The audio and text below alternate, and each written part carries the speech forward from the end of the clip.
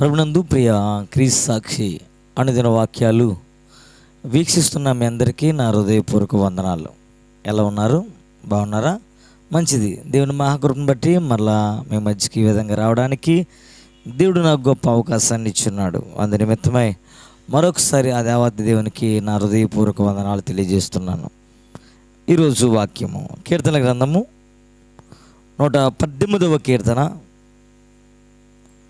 8-9 వచనాలు చదువుతాను, జాగ్రత్త ఆలకించండి. మనుషులు నమ్ముట కంటే యెహోవాను ఆశ్రయించుట మేలు, రాజులు నమ్ముట కంటే యెహోవాను ఆశ్రయించుట మేలు. దేవునికి స్తోత్రం. హల్లెలూయా. ప్రియ దేవుని బిడ్డలారా, ఈ రోజున నువ్వు కష్టం వచ్చినప్పుడు, నువ్వు బాధ వచ్చినప్పుడు మనము మన స్నేహితుల దగ్గరికి, మన బంధువుల దగ్గరికి మనం వెళ్తూ ఉంటాం.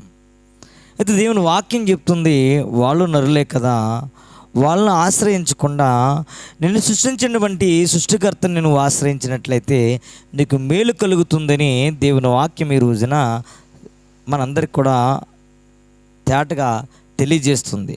అయితే ప్రియ దేవుని బిడ్డలారా, దేవుని ఆశ్రయించవలసినటువంటి మనము ఆయన ఆశ్రయించకపోతే అవమానము, అపజయం అనేది తప్పదు. ఈ విషయము మనకు అర్థం అవడానికి అబ్రహాము దేవుని పిలిచాడు. దేవుడు పిలిచి, ఇదిగో నిన్ను ఆశ్రయింపబడాలనుకుంటున్నాను, నిన్ను దీవించాలనుకుంటున్నాను, కాబట్టి ఈ దేశం నుండి నువ్వు మరొక దేశానికి వెళ్ళినప్పుడు అబ్రహాము వెళుతూ వెళుతూ ఇదిగో ఫరో ఆ యొక్క దేశంలో కష్టం వచ్చింది. ఆ కష్టం వచ్చినప్పుడు, కరువు వచ్చినప్పుడు, ఆ కరువుని కవర్ చేసుకోవడానికి ఫరో యొద్దకు వెళ్ళాడు. వెళుతూ వెళుతూ మాట అన్నాడు. ఏమన్నాడనంటే తన భార్యకి చెప్పాడు, ఇదిగో నువ్వు మిక్కిలి సౌందర్యవతి కదా, ఒకవేళ నీవే కానీ నా భార్యని చెప్తే వీళ్ళు నన్ను చంపేస్తారు, నిన్ను తీసుకెళ్ళిపోతారు, కాబట్టి నీవు నన్ను సహోదరుడను అన్న పిలువు అని అబ్రహాము తన భార్యతో చెప్పడం జరిగింది. ప్రియ దేవుని బిడ్డలారా, అంటే తన భార్యను బట్టి ఇతడు అభివృద్ధి చెందాలనుకున్నాడు. తన భార్యను బట్టి ఇతడు అనేక విధాలుగా దీవించబడాలనుకున్నాడు.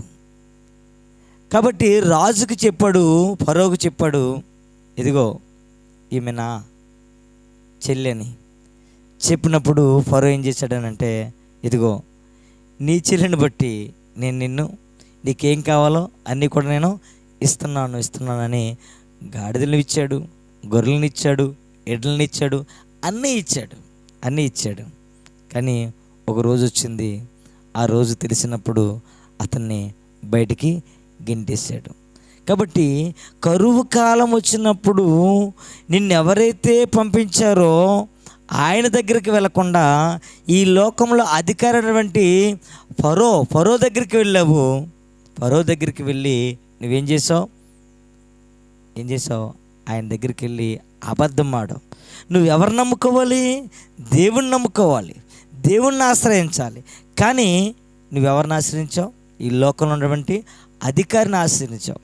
అందుకనే నీవు మరలా అనేక ఇబ్బందులు గురి తెచ్చుకున్నావు, అవమానాన్ని కొని తెచ్చుకున్నాం. ప్రియ దేవుని బిడ్డలారా, మన అనుదిన జీవితంలో మనం కూడా దేవుని కాదని ఏదేదో చేద్దామని, డబ్బు ఉందని వ్యాపారం చేస్తారు కొంతమంది, అలా డబ్బు ఉందని గృహాలు కట్టుకుంటారు, అది అందం ఉందని ఏదైనా సాధించాలనుకుంటారు. ఈ విధంగా వారికి ఉన్నటువంటి జ్ఞానం బట్టి వారు ముందుకు వెళ్ళిపోతూ ఉంటారు. అనేక రీతిలుగా ఏం చేస్తారు? నవ్వులు పాలవుతూ ఉంటారు, అనేక కష్టాలు పాలవుతూ ఉంటారు, అనేక నిందలు అనేది వాళ్ళు భరిస్తూ ఉంటారు. కాబట్టి ప్రియ సహోదరి సహోదరుడా, ఈ యొక్క వాక్యాన్ని ఆలకిస్తున్నటువంటి మనం ఎవరిని నమ్ముకుంటున్నాము, ఎవరిని ఆశ్రయిస్తున్నాము అనేది మనం అందరం కూడా ఆత్మ పరిశీలన చేసుకుని మరి మనం అందరం కూడా ఉండాలని దేవుడి పరిశుద్ధ మాటలు దేవుడు దీవించును గాక. ఆమేన్. ప్రార్థన చేద్దాం. కళ్ళు మూసుకోండి. మమ్మల్ని మిక్కిలిగా ప్రేమించిన మా ప్రియ పరలోక తండ్రి, నీ పరిశుద్ధమైన నామమునకు ఘనమైన నామమునకు వందనములు స్తోత్రం తండ్రి. ఈరోజునైనా విన్న వాక్యాన్ని బట్టి నీకు వేలాది స్తోత్రం తండ్రి. ఈ లోకంలో నాయకుల కంటే, ఈ లోకంలో అధికారుల కంటే, ఈ లోకంలో మనుషుల కంటే ప్రభా నిన్ను ఆశ్రయించడమే మేలని ప్రభా వాక్యం ద్వారా మాకు సెలవిస్తున్నావు తండ్రి. కాబట్టి నేను ఈ వాక్యము మా జీవితంలో నేను ఫలించేటట్లు, నీ వాక్యానుసారంగా మేమందరం కూడా జీవించేటట్లు గొప్ప కార్యాన్ని మా పట్ల జరిగించమని, మా కుటుంబాలను దీవించమని ప్రార్థన చేస్తున్నాం తండ్రి. ఎవరైతే అనారోగ్యంతో బాధపడుతున్నారో, ఎవరైతే ఆర్థిక ఇబ్బందులతో బాధపడుతున్నారో, ఎవరైతే చెప్పుకునే సమస్యలతో బాధపడుతున్నారో వారందరినీ కూడా ప్రత్యేకంగా మీరు ఆశీర్వదించి దీవించి కాచి కాపాడమని యేసే ఉన్నతనాన్ని బట్టి అడిగి వేడుకుంటున్నాము తండ్రి. Amen, amen, amen. Praise Lord. అందరికీ వందనాలు.